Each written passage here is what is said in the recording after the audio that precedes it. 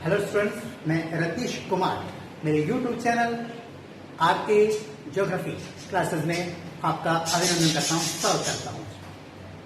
बच्चों, आज की इस वीडियो में हम बात करने वाले हैं ज्योग्राफी में कुछ विचारधाराओं के बारे में बात की जाती है और ये विचारधाराएं बड़ी इंपॉर्टेंट है। इनके बारे में जानकारी हासिल करना बहुत ही जरूरी होता है। तो आज हम उन्हीं विचारधाराओं के बारे में बात करने वाले हैं। आप बिल्कुल तैयार हो जाइए, तो हम शुरू करते हैं।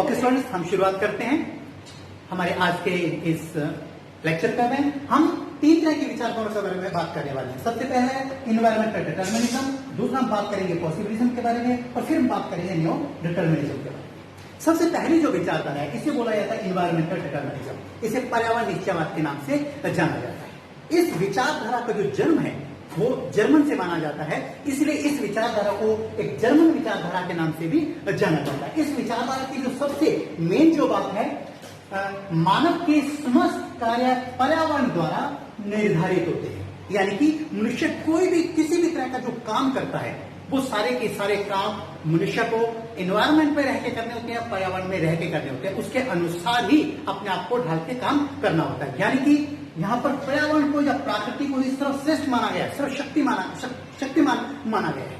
मनुष्य जो भी कार्य करेगा उसको पर्यावरण में रह के ही अपना कार्य करना होगा। रैचल की जब बात करते हैं, उन्होंने कॉस्मोस, उनका एक पुस्तक है, उन्होंने ग्रंथ लिखा है, उस ग्रंथ का नाम है कॉस्मोस। उन्होंने अपने विचार दिए हैं। रैचल ने सबसे ज्यादा जो इन्वायरमेंटल डिटर्मिनिज्म में अपने विचार प्रस्तुत किए हैं। सबसे फेमस एक जो नाम आता है जर्मन ज्योग्राफर का, वो रैचल है। इनके अनुसार अगर बात करते हैं तो मानव अपने पर्यावरण की उपज है। यानी कि मनुष्य को जो जन्म है वो पर्यावरण की देन है।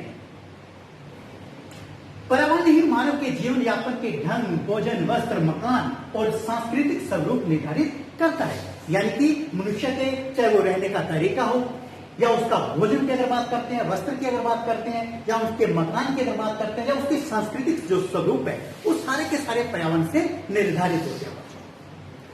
एक चीज देखने वाली होती है, आप देखना अफ्रीका के लोगों के बारे में अगर हम बात करते हैं तो अफ्रीका के लोगों का जो शरीर का जो रंग होता है वो गहरा रंग होता है, जबकि उनके बालों की बनावट अगर बात करते हैं तो गुबराले होते हैं। कद थोड़ा छोटा होता है, होंठ मोटे होते हैं।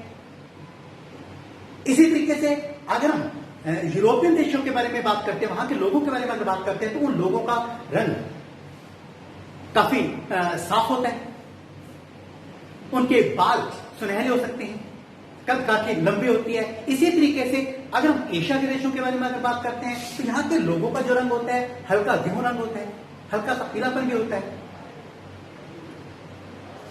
इन लोगों का, यहाँ के लोगों का जो बाल की अगर बात करते हैं, इस्पात होते हैं, गुमराले भी हो सकते हैं। लेकिन अफ्रीका या यूरोप के देशों के बारे में या अमेरिका के बारे में अगर बात करते हैं तो वहां का जो पर्यावरण है उससे बिल्कुल अलग होगा। आप टुंड्रा के बारे में बात कर सकते हैं, एस्किमो के बारे में बात कर सकते हैं।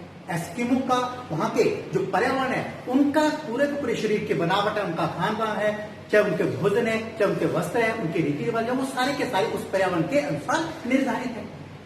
इसी तरीके से कालाहारी बुशमैन की अगर बात करते हैं, वहां पर रहने वाले लोगों का जो जीवन यापन है वहां के पर्यावरण से निर्धारित है।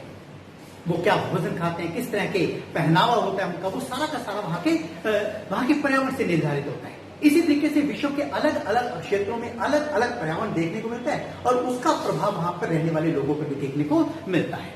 या हम ये भी कह सकते हैं, एक जगह अक्सर आपने सुना होगा कि मनुष्य प्रकृति का एक तरह से बच्चा है। जिस प्रकार से एक छोटा बच्चा जो कोई चल नहीं सकता, बोल नहीं सकता, लेकिन वो अपनी मां की गोद में बड़ा सुरक्षित रहता है, और जब भी उसको किसी चीज की जरूरत होती है तो वो रोने लगता है और उसकी मां को उस चीज का एहसास हो जाता है कि उसको किस चीज की जरूरत है।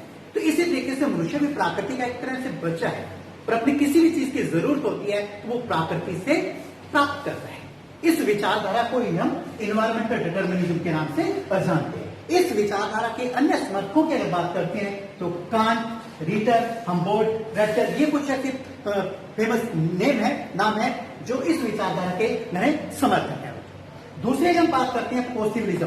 पॉसिबिलिज्म का मतलब होता है एक तरह से संभावना, इसको संभावनावाद के नाम से भी जाना जाता है। ये एक विचारधारा फ्रांसीसी विचारधारा है, यानी कि फ्रांस के जो ज्योग्राफर हैं उनकी ये देन है।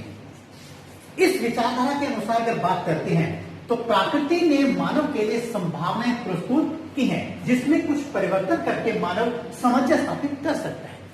पॉसिबिलिज्म का मतलब यहां पर कि नेचर ने मनुष्य को बहुत सारी संभावनाएं दी हैं कि किसी भी चीज में अपनी जरूरत के अनुसार अगर वो परिवर्तन करना चाहता है, परिवर्तन के अनुसार वो उन चीजों का इस्तेमाल कर सकता है।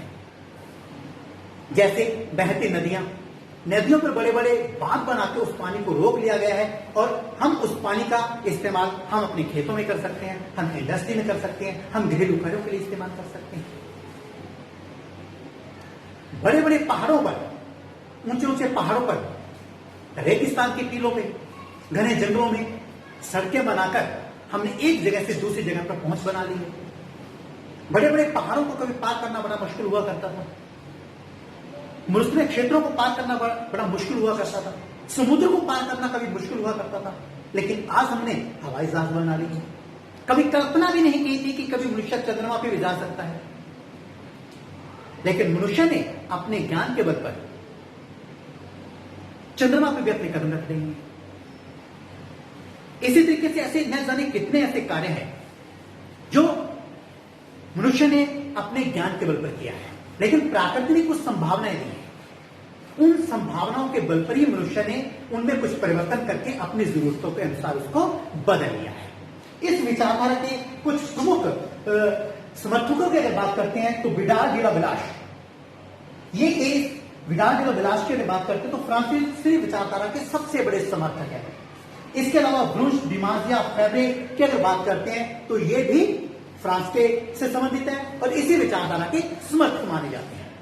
जबकि तीसरी विचारधारा की अगर बात करते हैं जो इन्वायरमेंटल डिटर्मिनिज्म और पॉसिबिलिज्म, इन दोनों के बीच की विचारधारा के नाम से इसको जाना जाता है। इसे हम बोलते हैं न्यू डिटर्मिनिज्म या नव निश्चयवाद के नाम से इसको जाना जाता है। इस विचारधारा के जो समर्थक सबसे बड़े जो समर्थक रहे हैं वह ग्रिफिथ टेलर। उन्होंने एक इस विचारधारा के लिए स्टॉप एंड गो डिटर्मिनिज्म का नाम दिया है। उन्होंने कहा है कि देखिए फिर जाइए, अर्थात उन्होंने उनका कहने का मतलब है कि प्रकृति ने मनुष्य को बहुत सारी संभावनाएं दी हैं और इन संभावनाओं के साथ साथ मनुष्य को सोचने की क्षमता दी है, बुद्धि दी है, ज्ञान दिया है। वो अपने ज्ञान के बल पर किसी भी तरह का कोई परिवर्तन करना चाहता है, वो परिवर्तन कर सकता है। तो ये विचारधारा भी अपने आप में बड़ी फेमस रही है। आमतौर पे डिटर्मिनिज्म और पॉसिबिलिज्म के बारे में अक्सर प्रश्न पूछे जाते हैं। तो बच्चों आशा करता हूं कि ये आपको तीनों ही विचारधाराएं अच्छे से समझ जरूर आई होंगी। तो नेक्स्ट वीडियो में हम बहुत ही जल्दी एक नया टॉपिक लेके आएंगे। ओके, तब तक आप मेरे साथ जुड़े रहें। Okay friends.